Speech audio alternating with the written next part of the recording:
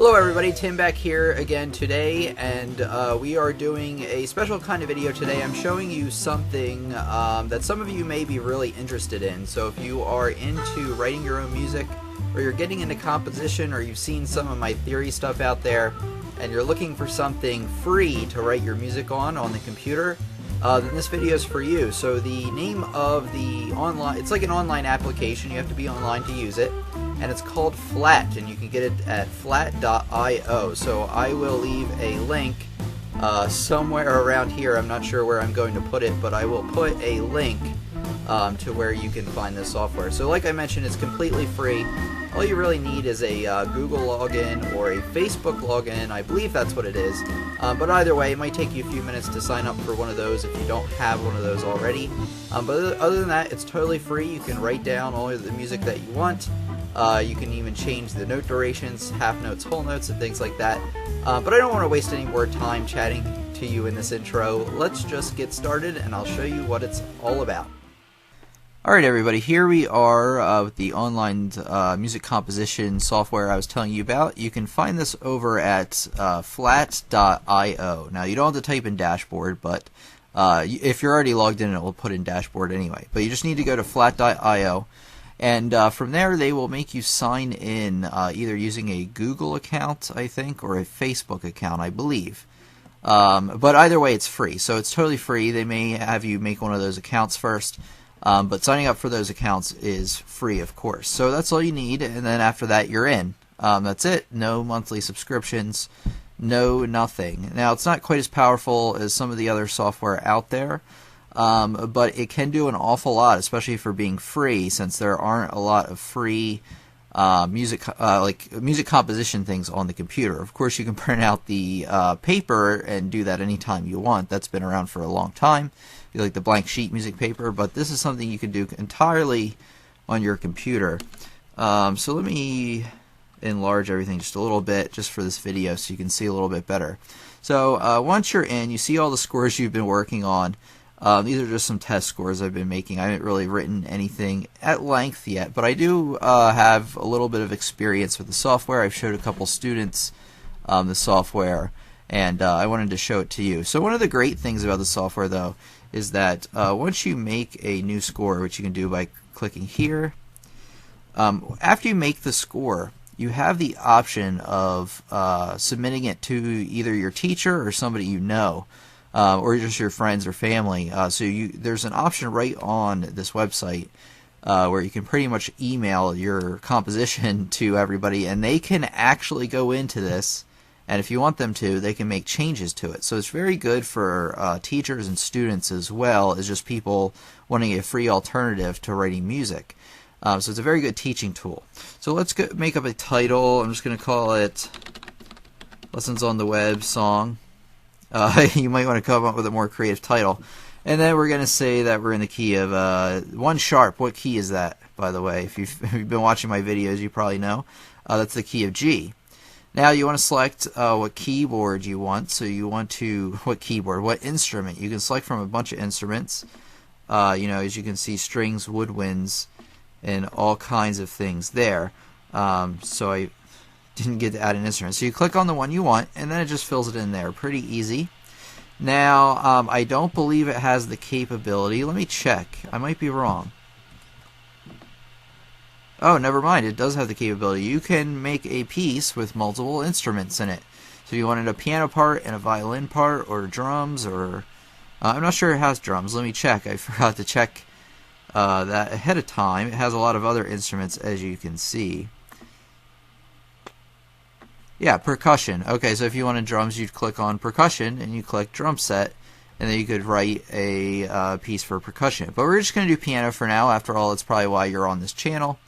And so I'll show you how that works. So you go down here, and you have time signature. You can make it any time signature you want, which is really helpful. So you can make like a 6/8 or a 4/4 or a 3/4 or 2/4, things like that, or a 12/8, more complicated time signatures there.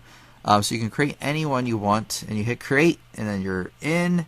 And here they give you like a little tooltip. Now, your first time doing this, you want to read through this. Although this is kind of what this video is for, to just kind of show you how how this works, and really just to tell you about it, since I just found out about it and I've been involved in music a very long time. This is a pretty new thing, by the way. So go here, and then they go through this thing, and then you can go to the next tooltip if you want. But we're just going to go right to edit my score, so I can just show you straight away how to use it and what it's all about. So you see here that right away we have all of our measures laid out for us and rests, so we need to fill them in. So to fill them in, it's a little bit different than if you're used to using Sibelius or something, although the general concept is the same. So what you want to do is first you want to click what kind of note you want. So we have whole note, half note, eighth note, quarter note, and things like that. All the way up to 128, I believe. Let's see, 32, 64, yep, all the way to 128. So it goes down pretty far. You can use dotted quarters as well and things like that. You can use triplets. You could that one with 5, it's escaping me. What number is that? Not a septuplet, that would be 7. But here's a sextuplet with 6, so you can do those as well. So you can do tuplets, you can do slurs, you can do, or no, I think that's a tie rather. And then you have all your options of what kind of notes you want to use. So first you want to select what note you want to use. So we're going to do a quarter note, tried and true. Make it easy. So I'm going to click a G in here. So all you do is you hover your mouse over, and you can see that quarter note kind of like shadowed, like kind of very light there, showing you where it's going to be. So we're going to put it on that G, and I think you just need to click once, and it's there. And if you messed up, I think you can just click this undo button, and it will get rid of it. Another thing I want to show you is this took me a while to figure out. So if you're going along and you're typing in whatever notes you want,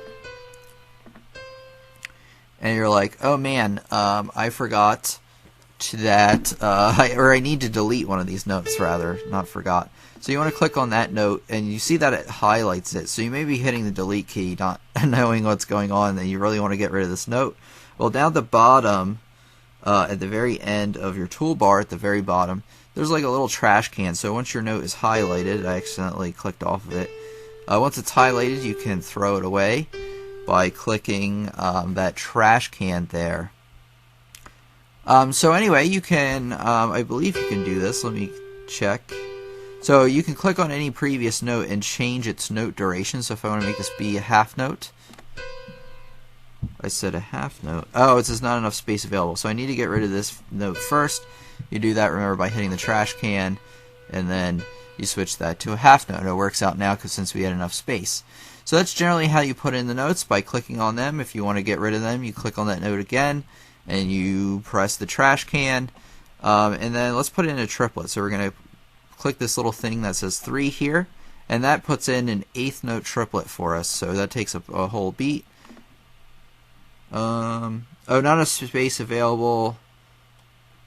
Which one did they want? Oh, I'm all confused, because I'm pretty sure this one. Okay, that's good. For some reason it wouldn't let me put eighth notes in right away. I don't know whether that was my error or the program's error, but see, as you can see, I was able to put an eighth note triplet in. You know, triplet is how you would count that, of course. So what else to show you? Oh, if you want to transpose, which is a very important thing, you want to click down here, and you want to click on the measures that you want to transpose. So you can click on one measure, I believe. I was doing this earlier. Yeah, you can click on a single measure, or you can click on a bunch of them, or a whole line. And then you can transpose them by going down here. I don't know if you can see this very well. Let me try to make it even bigger. So you click down here on this like little thing that says flat, and then it has arrows.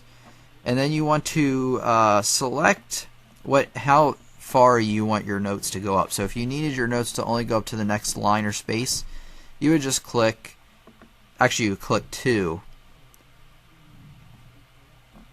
Yeah. So you would click 2, and then it actually shows you what the original preview would be, although I can't see it.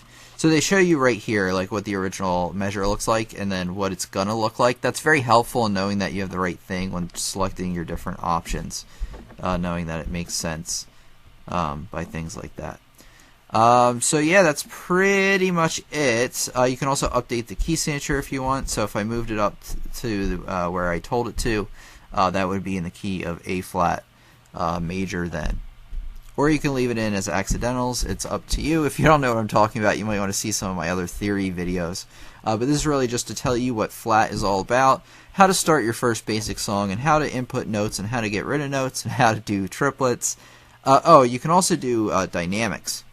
You click on the fortissimo, and I haven't played around with this too much, so I'm not entirely sure how this works. Okay. Oh, once you click the fortissimo, there's a bunch of options to choose from. So piano, you can put that there, and change the dynamics as you need. You can also play back your song. Now, this isn't going to sound like much since we're just messing around. Not sure if you could hear that very well, but it does play back for you, so that's very useful. And then when you're done, you can save it up here by clicking the little floppy icon. It's weird how it's a floppy icon even though we're in 2015 and I haven't seen a floppy disk in probably 10 years at least. But anyway, you click that, or you can print it out, or you can do it to the cloud, export to the cloud, or you can click share and share, click in an email address of who you want to send it to. Or you also have a link to share. You could share it on Reddit or Google Plus or Facebook, or just send it email that link to whoever you want. So again, this is a online composition software that I've discovered. This isn't any kind of promotional video. I'm just kind of telling you this exists because I know I have a lot of students out there who may be starting on composition or interested in it and find it too tedious to write everything by hand. And I agree that can be quite tedious. Especially when on a computer, you can really copy entire measures. I think you can do this on here too. I believe I've done that before, but I don't quite remember how to do it now. But yeah, that's what it's for. It's really easy. You can get this at flat.io. It's totally free, and you can save and share with your teachers and friends and collaborate with one another. So it's very useful. It's like I said, it's not quite as good as maybe Sibelius. Which is more of a program you can get for PC or Mac that is a music composition software that hooks up to your MIDI devices and all kinds of things. So I don't think this has that, although I'm not quite sure. I just know it's not quite as powerful, and the options are either different, and I don't know if they are yet, or they're just not quite there. But overall, you can write like a full-scale piece on this, no doubt. And it's especially useful as a learning tool. So don't let me rabble on anymore. I just want to let you know on it. You get it at flat.io, not .com. It's kind of, I forget what country that would be. But anyway, it's flat.io. And if you go there, you can sign in real quick with Google or something like that. But it's totally free. And enjoy. Let me know